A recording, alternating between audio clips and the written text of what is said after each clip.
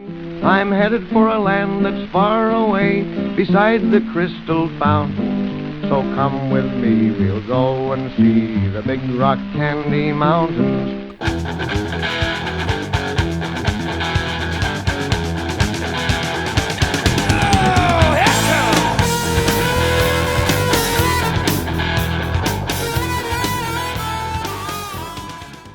And we are on. This is I guess we'll call this the Saturday night edition.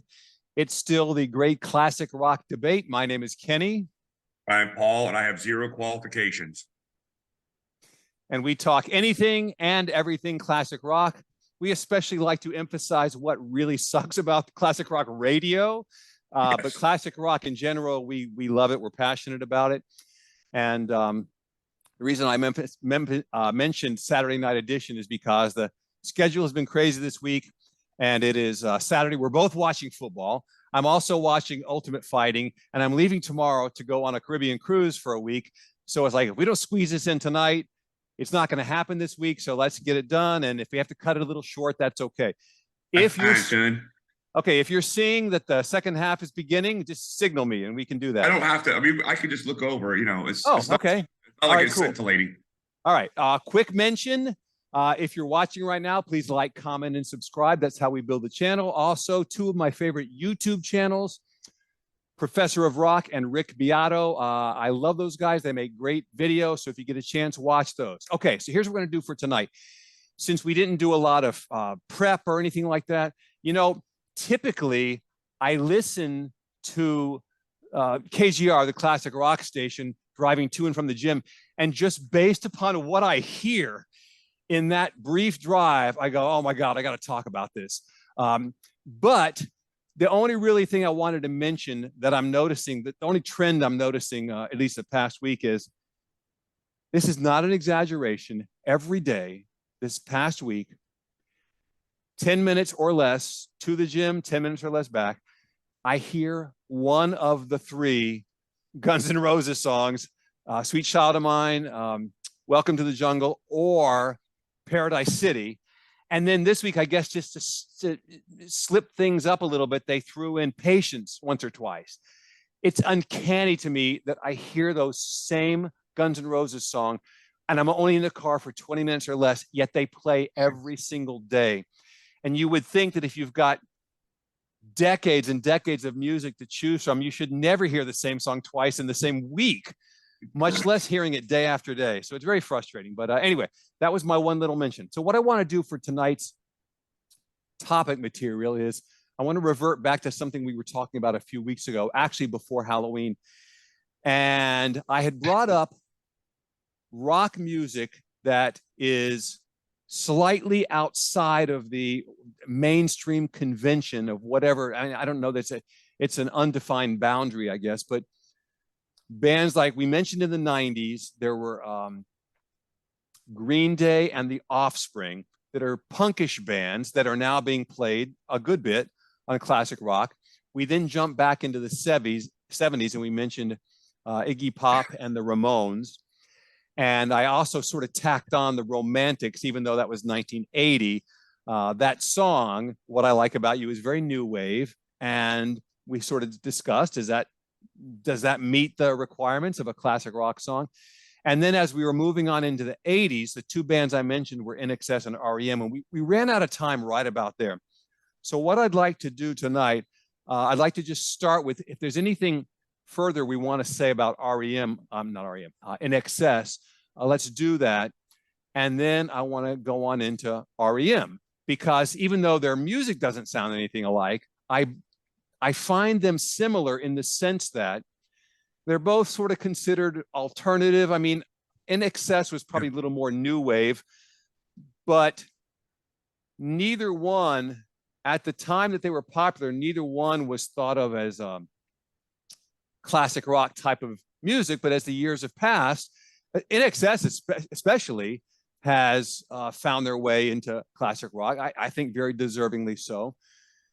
But REM, I'm not sure about, because the only 2 songs I hear by them are Losing My Religion and The One I Love. Okay.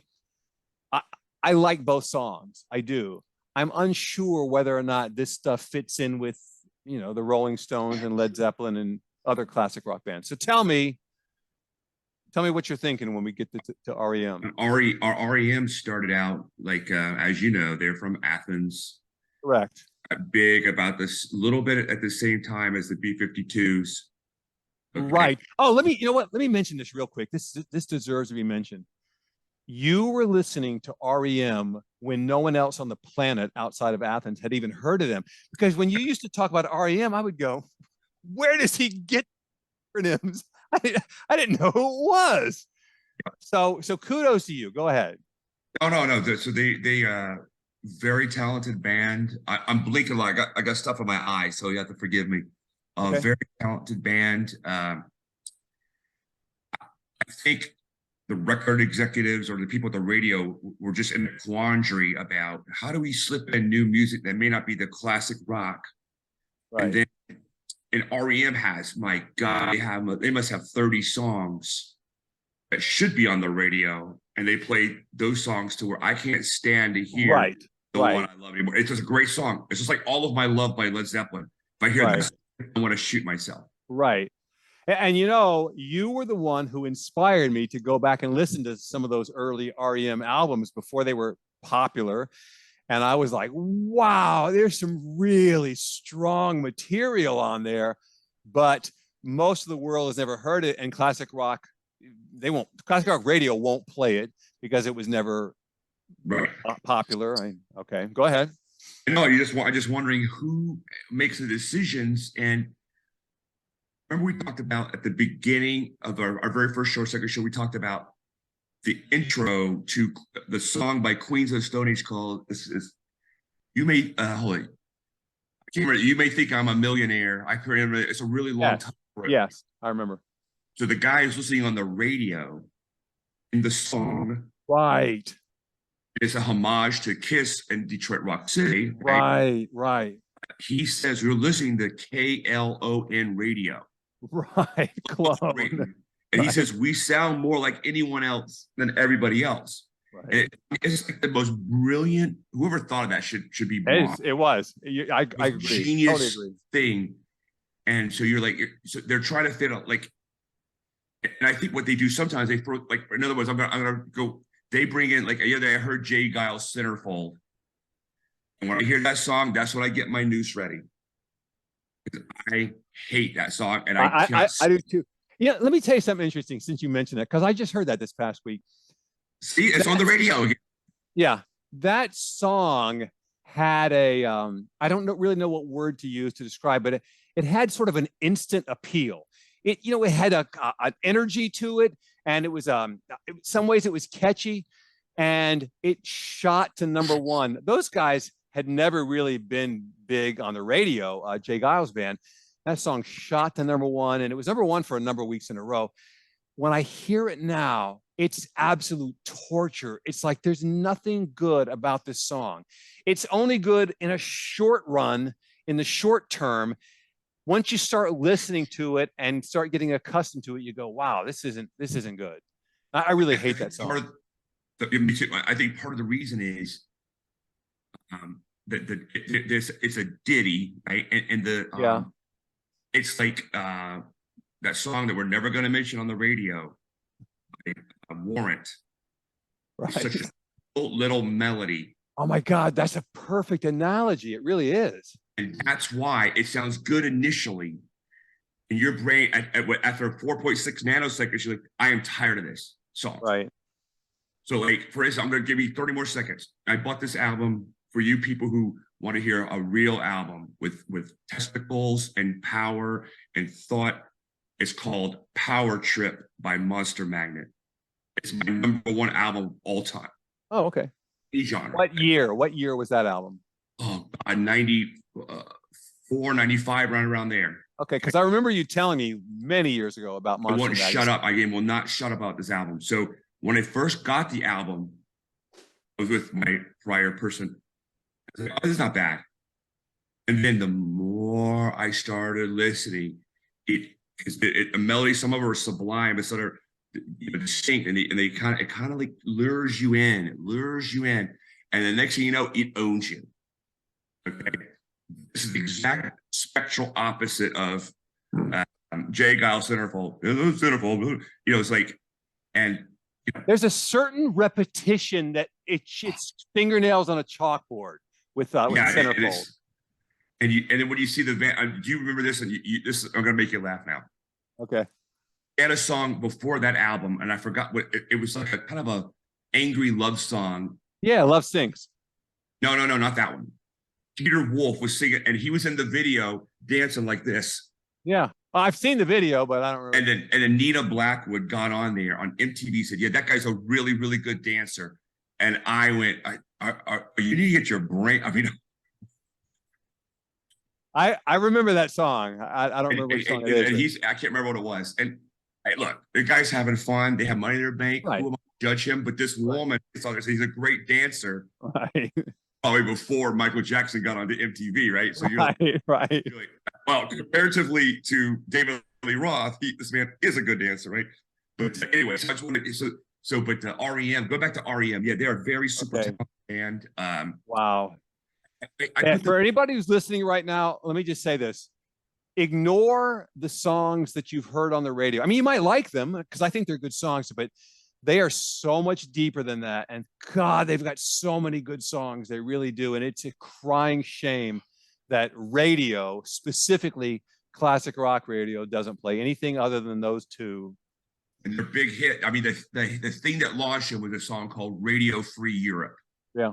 I was at Auburn. I think when I was at a teak house at a party, and I heard like, what is this? Like right away, you catch on your ears, says, what's this? What am I listening to? And then you had to go dig around because no one knew.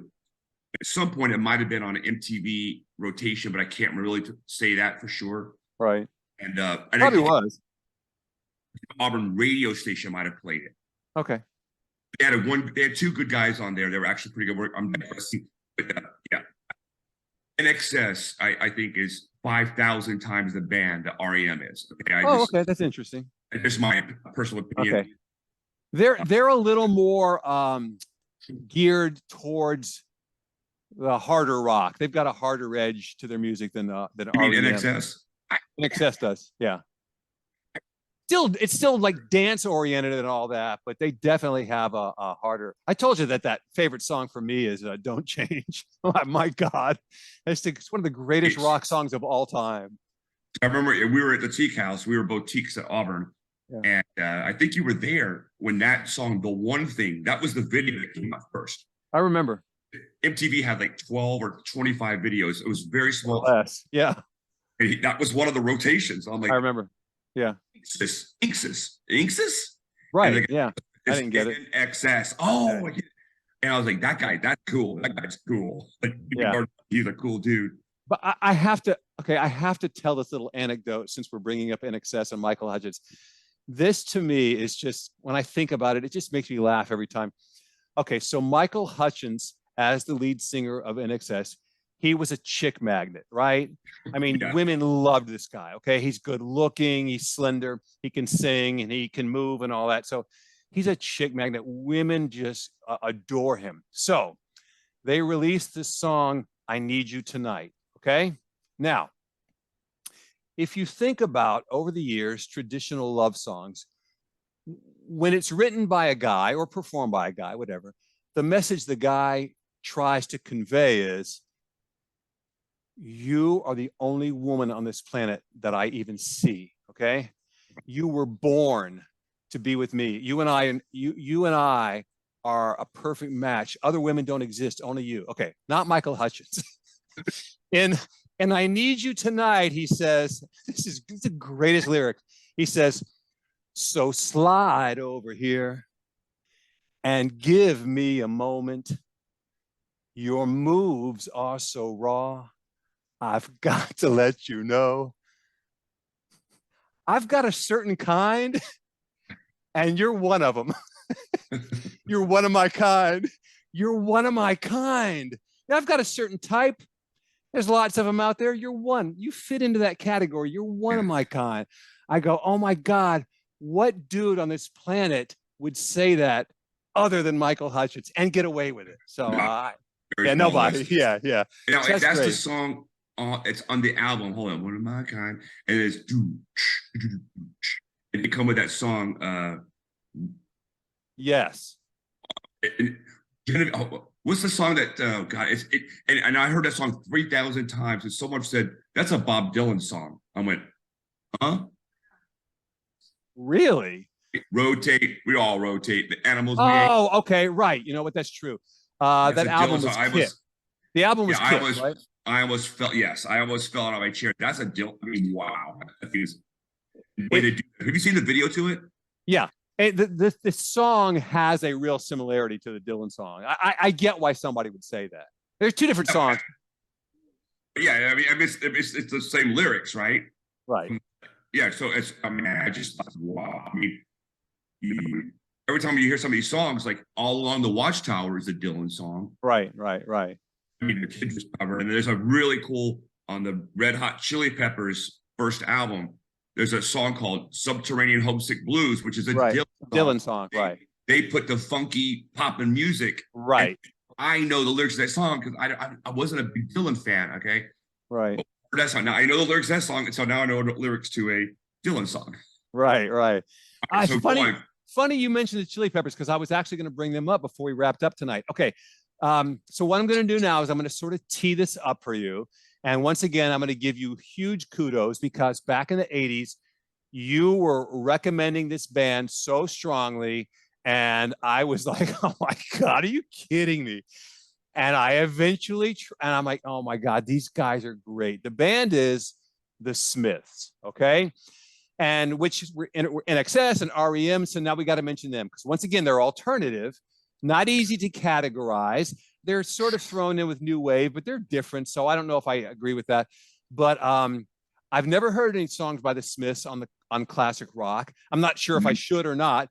But my question to you is, tell me what you think of the band, and tell me, should classic rock try to fit them in, or should they not? Or tell me what you think. No, no, because the average, and there's nothing wrong with this. About to say this average guy who listens to Rolling Stones or AC/DC or Metallica. Is probably not going to like the Smiths. Right. What I think is, if you listen to what the Smiths talk about in their lyrics, there's some hardcore stuff. Okay. I mean, they're one of their most famous songs is "There Is a Light and It Will Never Go Out," and it never goes out, right? In the song, the guy wants to kill himself. Oh, he wants to die. You're not going to believe. You're not going to believe what I'm doing. Okay, first of all, yeah, because you were the first one to ever play that song for me. But I didn't mean to say the Smiths. I meant to say the Cure. All right, we'll get to the Cure. I'm a dummy. We'll get to the Cure in a second, but go ahead and finish with it. I would have never, honestly, I would never consider the Smiths as a classic rock band. Even though that one song with the heavy guitar intro, "How Soon Is Now," yeah, that probably could be played without offending anybody, but whatever. But it's like you hear it, and what happens if you pay attention to the lyrics, some people don't, and I don't blame people who don't. But if you listen to the lyrics to the Smiths, to the song "There's a Light and he wants to kill himself. Right. He's talking about if a double-decker bus ran into both of us, to die by your side would be a heavenly die. So he finds an opportunity to kill himself, and at the last second he stops because he knows even though he's super depressed, there's still a light in me, light of humanity, right? He must live. Yeah. And other songs on there are just like, if you just happen to listen. Yeah. No, the subject matter is dark. And again, you played them. I'd never even heard of them. You played it, and I go, wow, these guys are good. Whether you like the lyrics or not, the music is just well crafted. It really is. Guitar playing, and a guy named Johnny Marr, he plays what's called an arpeggiation, which means he plays a bunch of chords super fast. He's tapping. It's very tricky to play. You guys can do it. A lot of guitar players have trouble with it. And Johnny Marr is like one of the masters of the earth at doing this. Okay. So anyway, that's a little. Okay. Let's shift back to the Cure, because that's who I was, when I said the Smiths, I was really trying to talk about the Cure. These guys had the makeup and the funny look. So when you would talk up the Cure, I would say, oh my God, another one of these makeup bands. I was not interested. And then when I finally listened to them, I'm like, oh man, they're really, really good. All right. So are you seeing anything out of them that would be classic rock? No. like maybe that song In Between Days, but that's still I don't think so, because I agree with you, but some of their songs are not that far from REM or INXS as far I as, couldn't agree more. Yeah. I mean, so I think we talked about this before. I worship The Cure, and they have this guitar player named Porl, Porl Thompson.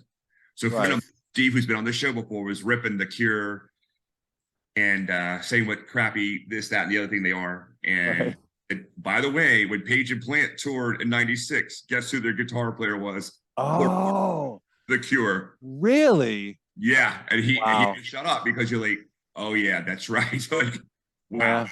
Led Zeppelin could have Jimmy Page get any guitar player in the world to back him up, and he picked that. Right. That's something. I should also mention on a quick unrelated side note that their song Lullaby was one that we didn't get to for our Halloween playlist, but I think that's a scary little video. It's a creepy song. Yeah, exactly. Okay, anything more on the Smiths? And The Cure, you mean? And The Cure. Yeah, sorry, I'm doing it again. Sorry. No. Go ahead. Okay, so here, I heard this just today. I drove to church and back, and I heard the song. So I've got to ask you, I do hear this regularly on classic rock radio, and I don't think it's a classic rock song, but you tell me. Simple Minds, Don't You Forget About Me. I think God, this is a great song, and I'll tell you why it's a great. It's a great song. It's a great song. Not denying. This band is super talented. Okay. My wife has one of their albums, and I got it maybe 15 years ago when we first moved to Los Angeles, and I played the album. It's really good. But my stupid point was, if the song is at that magical moment in time, because that movie The Breakfast Club came out, right? And big hit, and people say, "Oh, well, might as well throw on the classic rock," you know? Right. I agree. I totally agree. The timing was everything. Yeah, so it just got in there, and then, if people don't like, okay, I don't mind it. If you're drinking your 6-pack at the smoking a couple of doobies, and you hear that song, you're like, oh, okay, you don't have a shit that you do when you're drinking. Well, virtually everybody likes it, so you're not going to get a lot of objections, as in, why is this on a classic rock station? Because someone's going to say, shut up, it's a good song. And they're right. Yeah. It's a good song. But I seem to hear it disproportionately. Like, they play that a lot. I heard Love is a really. Yeah, and I heard Love is a Battlefield again yesterday, which they play that one so much, and I don't get it. Okay, so we've kind of covered that part. Now I want to talk about the Chili Peppers, and here's why. In my brief 20 minutes a day, whatever, of classic rock radio, make no mistake about it, if I tallied a list of every single artist, not song, but every single artist that I hear, they are so far out in front of whoever's in second place. They play so much by the Chili Peppers, and a lot of variety, a lot of different songs, not just one or two. I mean, I get a lot of variety of Led Zeppelin, but they play the Chili Peppers, other than Unleaded. They play the Chili Peppers way more, and that's way more than Guns N' Roses too. So my first question to you is, just basically, are they classic rock? I mean, their style is certainly different than what we think of as the conventional classic rock sound, whatever that is. And just go from there and elaborate. Tell me what you think. Well, I think I have a buddy of mine. He's a guitar player and a singer in LA. Very talented. His name is Brad Coder, Coder. Okay. And he is probably about 15 years younger than I am. Okay. And in his generation, this is not exaggeration. This is his generation's Led Zeppelin, is Red Hot Chili Peppers. Really? Yeah, that's how much they came up together, and that's the band.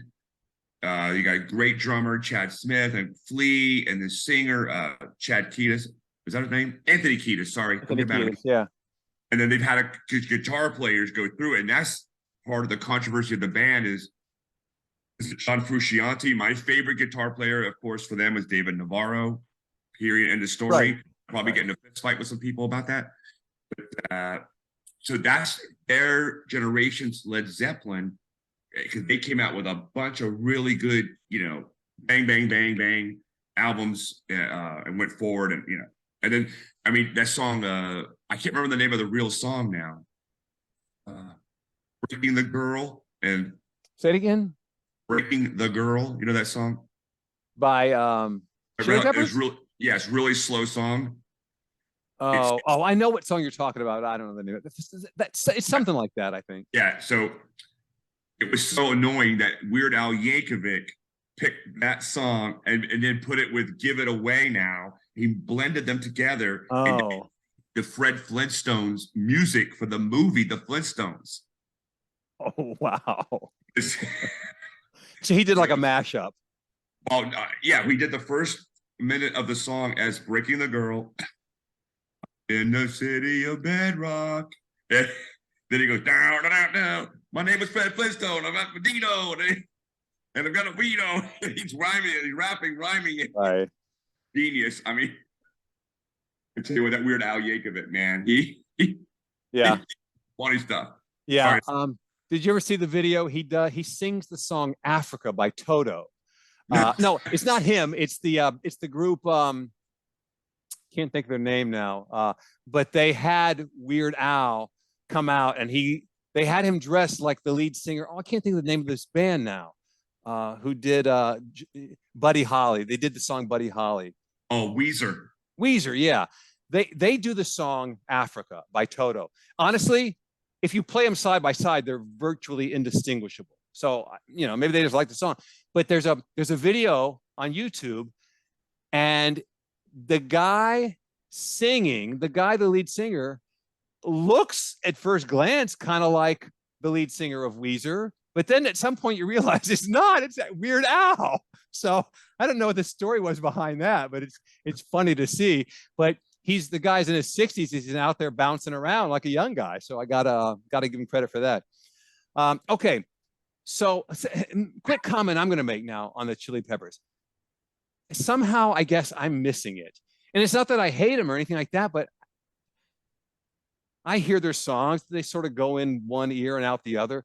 As far as them being this generation's Led Zeppelin, and by the way, even though I have never heard that analogy before, I've heard younger guys talk about them as if that's exactly who they are. They're Led Zeppelin.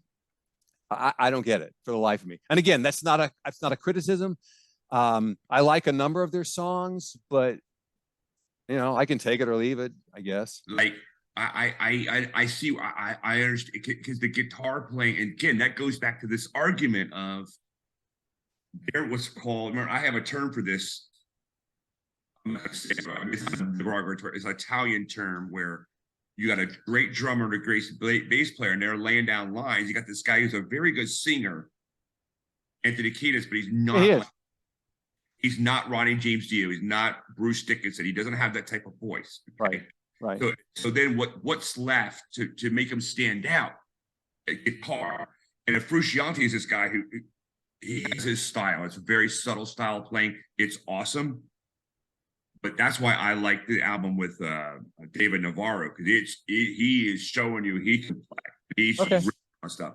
So the album they have Blood, Sex, Sugar, Magic. Right. Some phenomenal songs on the album. Okay. I agree. And again, though, some of those like Naked in the Rain is a great. I don't know if you heard this song. I don't think so. I don't recognize it by name. They talk about animals and how they love animals and how they want to eat them, and it's cool. It's a very cool song. But it's never on the radio. It will never be played on the radio. Never, never, never. Okay. It's like, why do you play these songs of the red? Again, it's just like you said earlier, these REM songs. You pick the most annoying songs to go over and over and over and over because you're trying not to take any chances, right? For the Chili Peppers, they have some really cool songs. Knock Me Down. They have some really cool songs, like on Mother's Milk. It's some phenomenal stuff they have, but it's not. Like I was taking guitar lessons about 2 years ago, and my teacher is a virtuoso player in the Segovia, like classic guitar, and he would play like all the time. He'd play all the Led Zeppelin songs. I'm like, he would rip on a lot of guitar playing. He would say, I go, what's the deal with Led Zeppelin? He goes, there's no band like it before and no band like it after as far as the guitar playing. He says, there isn't any. Okay, it's a different style of playing, and no one's tried to do it. No one can do it like Jimmy Page just did it. He just created all these sounds, right? Right. So, Red Hot Chili Peppers, the guy he's playing, he's not a unique enough guitar playing, in my opinion. These people are going to kill me, right? Because believe me, same reason they don't play like. Do they play any Primus songs on the radio? No. Because the average rock and roll fan, they can't assimilate Primus. Okay. There's too much going on, the drumming, the bass playing, and his weird, quirky lyrics. And the guy who plays guitar, I had just told me this about the Beatles. There's not one extra guitar note in the Beatles. Not one. I goes, every note in a Beatles song is exactly where it needs to be. There is never an extra note. Huh. It's needed. Okay. And that's the same. Okay, with this other guy, with Primus. This guy Larry Lalonde, he does the same thing. He doesn't try to show off. He plays exactly what's needed.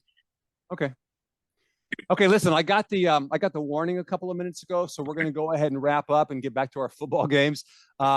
We don't have to do this tonight. I'm going to leave it to you. Do you want to do a nomination? Do you have anything off the top of your head you want to nominate to classic rock, radio, playlist? Yeah, you go first, and I'll think of something. Okay. Well, I actually posted this maybe a week ago or whatever, and it's a song by a band called Arc. So it is posted to the channel, and the song is called "Feed the Fire." Arc is I think a Swedish. They're a super group. So all 4 of their members came from other bands. I recognized some of the names, and 1 or 2 I didn't. But their singer, vocalist, is this guy Jorna Landa. Have you heard of him? Jorn. I assume it's pronounced Jorn and not Jorn, but whatever. He sings for so many. It's like every band on the planet calls this guy and says, "Hey, come do the vocals." He sings on so many different bands. It's unbelievable. He might not even be a member. He'll still stop in and do their vocals. So I think that their sound is a little more heavy metal, but this particular song I thought was a little more hard rock and less heavy metal. So anyway, it's posted with the lyrics. Check it out if you get a chance. I think it's a great song, but give me your feedback and tell me what you think. Okay, that's mine. "Feed the Fire" by Arc. There's a band from Norway called Kvelertak, Kvelertak, which means chokehold in Norwegian. Okay. They are super hardcore. I mean, it's boom. But they have this really, really cool song called 1985. Okay.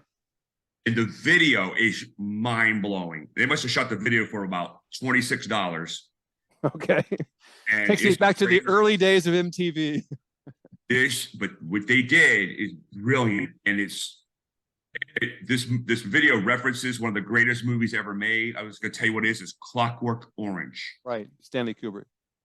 Yes. And this video is like a weird homage to that movie. Okay.